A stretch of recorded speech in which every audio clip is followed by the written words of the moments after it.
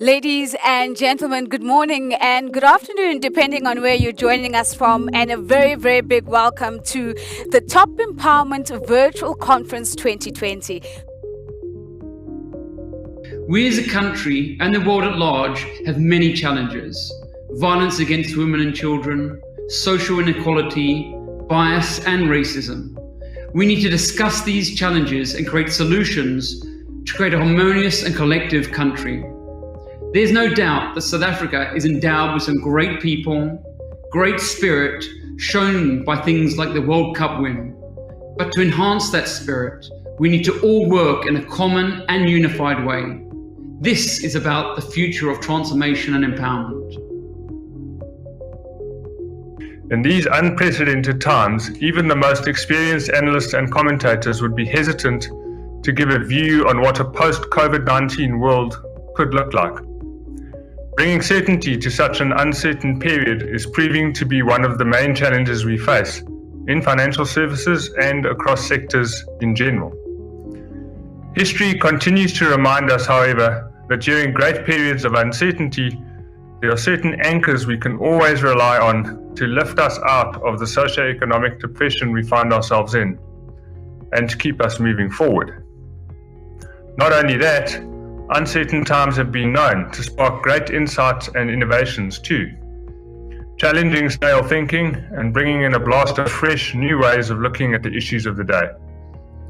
I believe, and Old Mutual believes, that the grim challenges of 2020 can hold potential positives for the world. The general consensus is that the world is heading for a new normal. There's no going back to the way things were. Accelerated transformation on a whole range of fronts. As organizations that are driving empowerment in this country, we see our role as helping to usher in a new world that is better, braver, and more beautiful than the old one.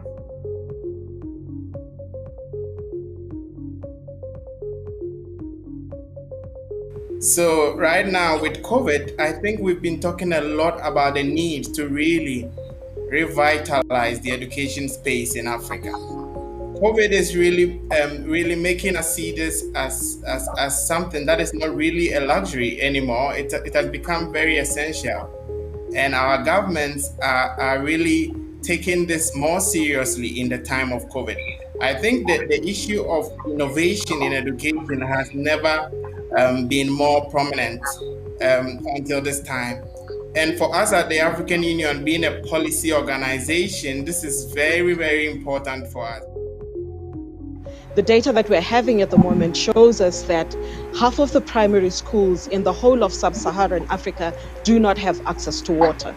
So if we're thinking about education as as a space where we build human capability, and as a basis, an investment where we're making to make it possible for people to be active citizens and to take advantage of economic opportunities, we have to think about the conditions under which learning takes place. I think education has come a long way globally in the past 60 years. There's a good understanding of where education sits in the development discourse and agenda. And the fact that if we don't have educated nations, we aren't going to compete, or meet the needs of our populations. We move from what we call a knowledge-based education to competency-based education systems that focuses on skills development. And some of those skills are the digital skills that would require our learners to be able to build algorithms, to be able to operate within the technological environment.